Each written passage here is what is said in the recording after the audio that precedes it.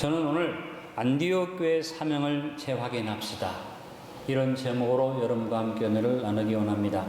아까 읽어드렸습니다만 오늘 본문의 말씀을 다시 한번 같이 합독해 봅니다. 사도행전 13장 1절로 3절입니다. 안디옥 교회에 선지자들과 교사들이 있으니 곧 바나바와 니게르라는 시몬과 구레네 사람 루기오와 분봉한 헤롯의 젖동생 마나인과 및 사울이라. 주를 섬겨 금식할 때 성령이 이르시되 내가 불러시키는 일을 위하여 바나바와 사울을 따로 세우라 하시니 이에 금식하며 기도하고 두 사람에게 안수하여 보내니라. 대한민국의 광복을 기념하는 광복절에 하나님은 우리 안디옥 교회 성도들을 사랑하셔서 안디옥 교회가 이 땅에 세워지도록 축복해 주셨습니다. 그리고 하나님의 은혜로 지난 35년 동안 안디옥 교회를 섬기는 축복 속에서 성도 여러분의 사랑을 받고 많은 축복을 누리고 있습니다.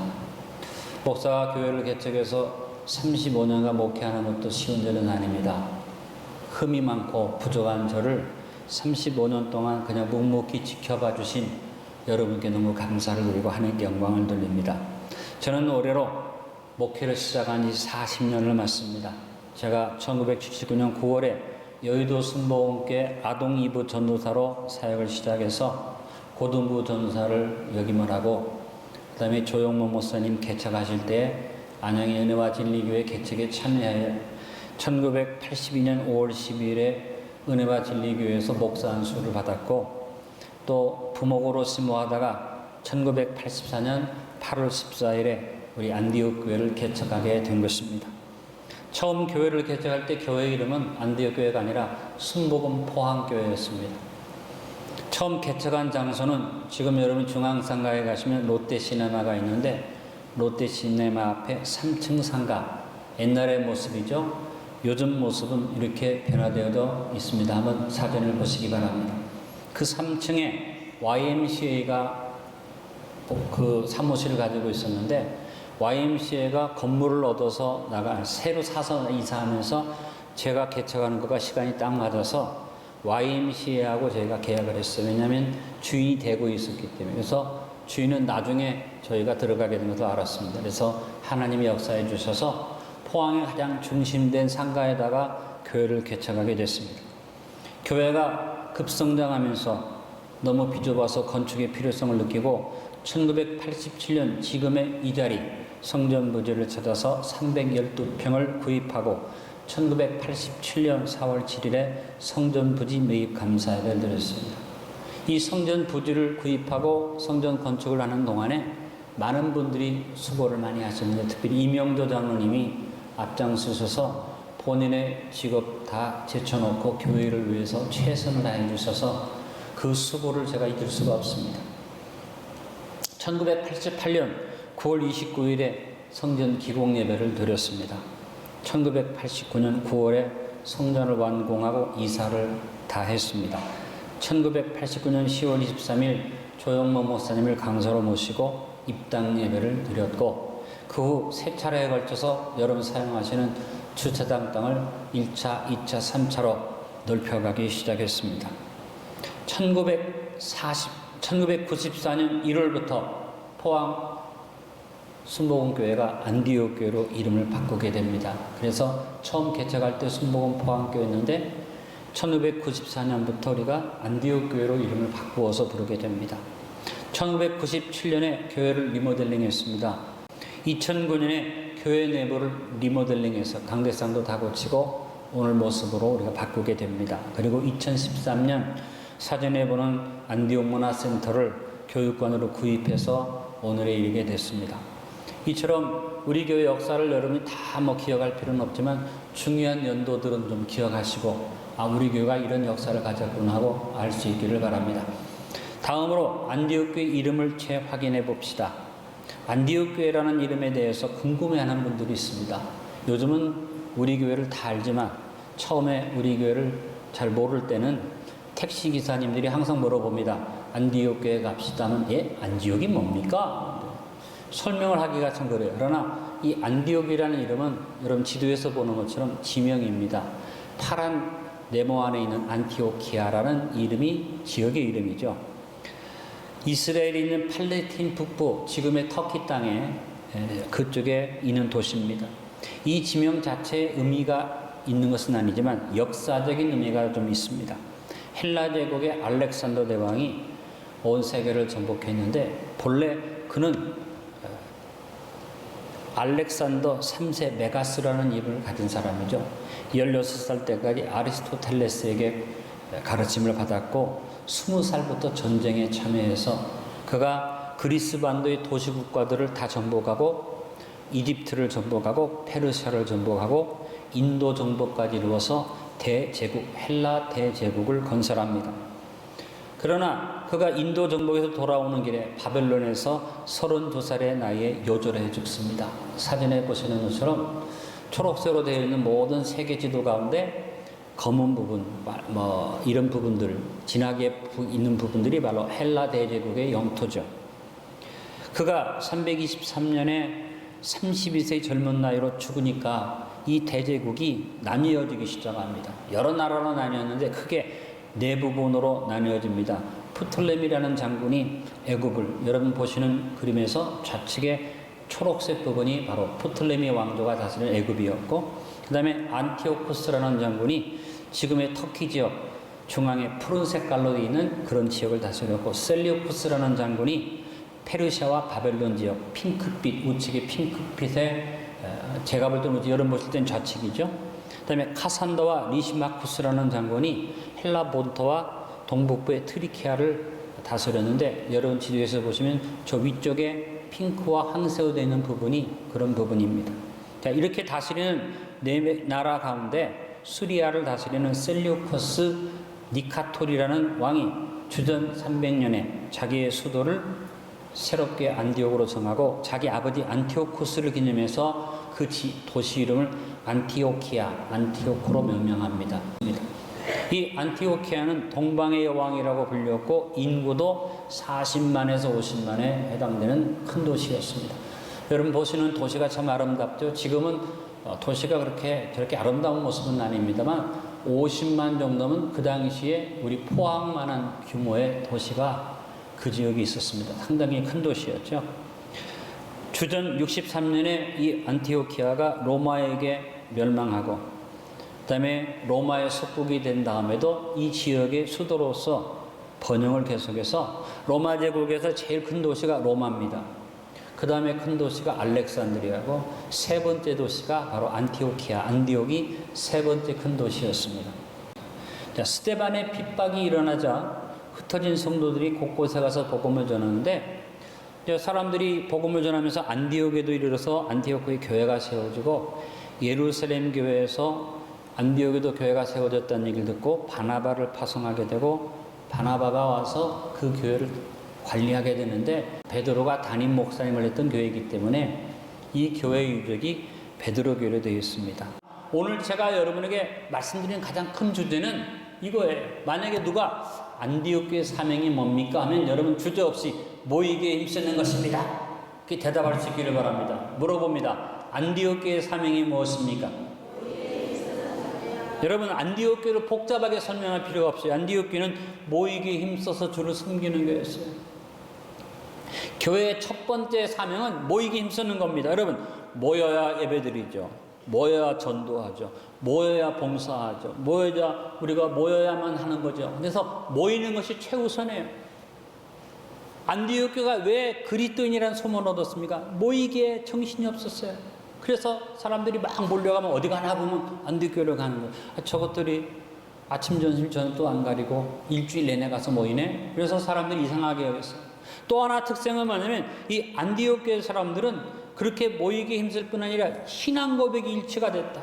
똑같은 말을 한다. 똑같은 고백을 한다. 어떻게 보면 주변에 있는 사람들이 무서워할 만큼 신앙 고백이 일치되어졌다. 그래서 안디옥 교회 가장 특징의 또 하나는 뭐냐면 입술의 고백이 동일했다. 지금 우리 교회도 입술의 고백이 동일하지 않습니까? 그러나 그 당시에 안디옥 교회는 강력한 신앙 고백이 있었다는 것입니다. 교회사 역사를 보면 오늘 우리가 예배 때 고백하는 사도신경이 안디옥 교회 신앙 고백을 기초로 해서 사도들이 나중에 이 내용을 만든 것이에요. 그래서 교회사 역사에 보면 신앙 고백의 처음 기초를 놓은 교회가 안디옥 교회라고 나와 있습니다. 여러분, 우리가 자부심을 가질 수 있는 그런 모습이 안디옥 교회 모습이에요. 그래서 사도행전 11장 26절에 안디옥에서 비로소 그리스도인이라는 이름을 얻었다. 예루살렘 교회가 그렇게 많이 모이고 했어도 사람들이 별난 사람들이라는 말은 안 했어요. 그냥 모이나 보다. 근데 안디옥 교회는 유별나게 특징적인 모습 두 가지를 말씀드렸어요. 모이게 힘썼고 신앙 고백이 일치되어졌다. 여러분, 히브리서 10장 19절 25절에 교회의 가장 기본적인 모습과 사명이 히브리서에 나옵니다. 그러므로 형제들아, 우리가 예수의 피를 힘입어 성소에 들어갈 담력을 얻었나니 그 길은 우리를 위하여 휘장 가운데로 열어놓으신 새로운 살 길이요 휘장은 곧 그의 육체니라. 또 하나님이 다스리는 큰 제사장이 계심에, 교회의 가장 기본되는 기초의 가장 중요한 것은 뭡니까? 예수님의 피입니다. 예수님의 제사장이심입니다. 그 다음에 우리가 마음의 뿌림을 받아 악한 양심으로도 벗어나고 몸은 맑은 물로 씻음받았으니 참마음과 온전한 믿음으로 하나님께 나아가자. 교회는요, 마음만 변화되는 게 아니라 그 삶이 변화되어서, 모습이 변화되어서 거룩한 모습을 이루어가는 것이 교회입니다. 그 다음에 또 약속하신 이는 미쁘시니 우리가 믿는 도리의 소망을 움직이지 말고 굳게 잡고, 교회의 중심은 하나님의 약속 언약의 말씀이에요. 말씀을 중심으로 해서 믿는 도리의 소망, 바로 우리 안디옥 교회가 신앙 고백이 일치되었다는 것처럼 믿는 도리의 소망을 굳게 잡는 교회가 되어야만 합니다. 서로 돌아보아 사랑과 선행을 격려하며 모이기를 패하는 어떤 사람들의 습관과 같이 하지 말고 권하여 그날이 가까움을 볼수록 더욱 그리하자. 히브리서에 나와 있는 교회의 가장 중요한 특성이 모이기 힘써야지 된다는 거죠.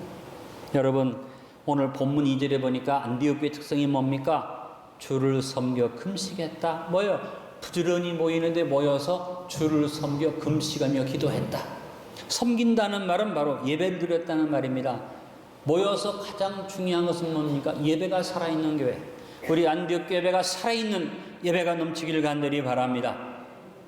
방금 읽었던 히브리서 10장 23절 25절에 믿는 도리의 소망을 움직이지 말고 굳게 잡는다는 말을 했죠. 아까 제가 설명해 드리겠다고 했죠. 믿는 도리가 뭐냐? 따라합니다. 믿는 도리.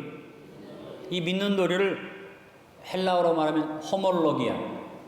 호몰로기아라는 말을 우리말로 풀어서 말하면 입술로 고백하는 신앙이 믿는 도리입니다. 그러니까 믿는 도리를 굳게 잡는다. 그 말은 신앙 고백을 굳게 잡는다는 얘기죠. 그래서 교회는 신앙 고백이 일치돼야 교회입니다.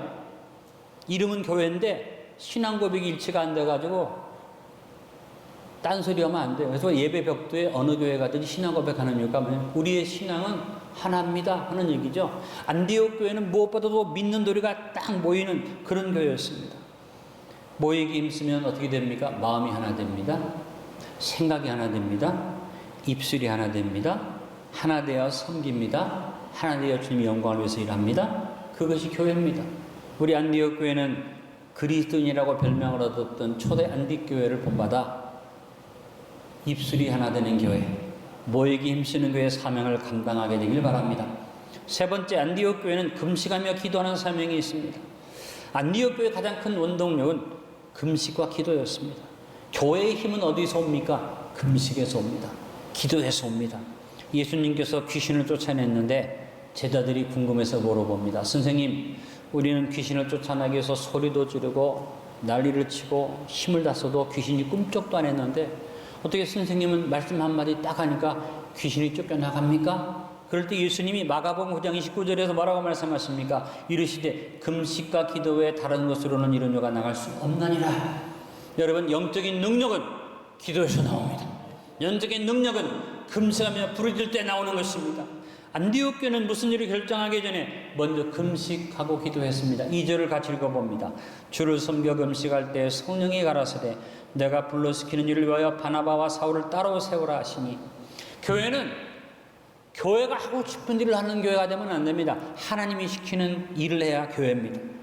초대교회는 성령의 직접적 계시가 필요한 시대였지만 오늘 우리 시대는 직접적인 계시가 이제는 필요 없는 것은 완성된 말씀이 있기 때문에 말씀을 중심으로 우리가 분별하면 됩니다. 우리가 말씀 중심에 서서 이 시대에 교회가 할 말을 해야지 됩니다. 때로는 제가 이 시대를 향해 말할 때 어떤 분들이 저에게 요구합니다. 목사님, 복음만 말하십시오. 여러분, 복음이라는 게, 하나님 말씀이라는 게 복음만 있으면 아무 의미가 없습니다. 그 시대에, 그 상황에, 거기에 일어나는 모든 일들 가운데 이 말씀이 얹어져야지 됩니다. 그것이 살아있는 말씀이죠. 말씀만 얘기해라. 여러분, 지금 우리가 말씀만 얘기할 때입니까? 우리나라 현실이, 그리고 세계 정세가 말씀만 얘기할 수 있는 시대는 아니다. 그러면 제가 설교할 때 말씀만 하지 않고 세상 얘기만 쫙 해서 설교 시부터 끝까지 세상 얘기만 했다. 그러면 저도 문제가 있지만, 제가 하나님 말씀을 전하는 가운데 이 시대에 필요한 내용들을 한마디씩 해드릴 때 여러분이 이것을 감사함으로 받기를 간절히 바랍니다. 때로는 여러분 생각과 다른 얘기를 제가 할 수도 있습니다. 그러나 제가 본격적으로 다 제쳐놓고 세상 얘기하고 사회 얘기하고 정치 얘기하는 게 아니지 않습니까? 그러면 여러분 생각이 좀 안 맞아도 제가 배 목사가 비상식적인 사람이 아니고 상식적으로 문제가 없는 사람이라면, 여러분 마음에 제가 부딪히는 말을 했다면 그때는 여러분도 한번 돌아봐야지 돼요. 배 목사가 왜 저런 얘기를 할까? 이 시대를 왜 저렇게 보고 있을까? 그래서 제가 분명히 사실을 가지고 뭔가 하나님 말씀에 비춰서 말하면 여러분들이 받아야지 되고, 여러분 판단할 때 야, 목사님이 좀 지나치게 우파다, 지나치게 좌파다 싶으면 여러분도 사실을 가지고 저한테 와서 목사님 그런 말은 안 했으면 좋겠습니다 하고 분명한 제시를 해주시면 저도 어떻게 해야 돼요? 여러분 얘기에 수긍하고 겸손하게 제가 그 얘기를 따라가야 맞을 것입니다. 그러나 지난 35년을 살아오면서 배 목사가 인격적으로 부족하고 모자란 점이 많기 때문에 실수 많이 했습니다. 제가 해서는 안 된 말도 했습니다. 때로는 성도들의 상처되는 얘기도 했습니다. 그러나 여러분들이 제가 어떤 얘기를 했을 때 저를 사랑으로 받아주셨어요. 마음에 안 드는 얘기를 해도 목사님이 전하는 많은 말씀들이 중요하지 배 목사에게는 한두 마디가 중요하지 않아. 그래서 받아주셨기 때문에 제가 35년을 이 교회에서 목회했습니다. 여러분, 저도 사람이니까 제 입으로 실수할 수도 있고 좀 치우친 얘기를 할 수도 있지만 제 설교 내용 전체가 그런 게 아니잖아요. 어떻게 보면 제 설교의 대부분은 말씀 중심으로 그냥 말씀을 전하는데, 우리가 살고 있는 이 시대에 필요한 얘기들을 한두 마디 던질 때가 있는데 그 말이 상황에 맞는 말도 할 수 있지만 제가 치우친 생각을 할 수도 있죠. 그럴 때 목사님이 또 뭔가 한쪽으로 치우친 얘기를 하는구나 하고 그냥 받아서 제쳐놓고 중심을 어디에 둬야지 됩니까? 목사님이 얘기하는 설교의 전체적인 내용을 여러분이 폭넓게 받아들이면 그 사람은 지혜로운 사람이 될 줄 압니다.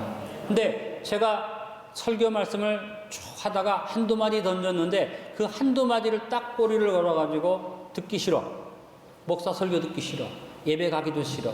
교회 일 하기도 싫어. 이거는 잘하는 일일까요? 못하는 일일까요? 사탄에게 넘어가는 일입니다. 여러분, 우리 안디옥 교회 안에 우파가 어디 있고 좌파가 어디 있습니까? 사람은 다 이런 진보적인 생각과 보수적인 생각이 우리 한 사람 속에 다 있을 수 있어요. 어떨 때는 진보적인 생각, 어떨 때는 보수적인 생각이 있을 수 있습니다. 서로 대화하고 얘기하다 보면 서로 상반되는 얘기를 나눌 수도 있습니다. 그러나 우리는 예수님 안에 하나입니다. 우리는 어느 쪽도 아닙니다. 말씀 중심의 사람들입니다. 나랑 좀 의견이 다른 것은 품을 수 있어야지 돼. 그 정도도 이해 못해. 천국 가는 데만 지장 없으면 누가 어떤 얘기를 떠들 때 일리가 있다 하고 받아주고, 잘못 생각하고 있으면 그거 잘못된 거야 하고 사실을 제시해주면 됩니다.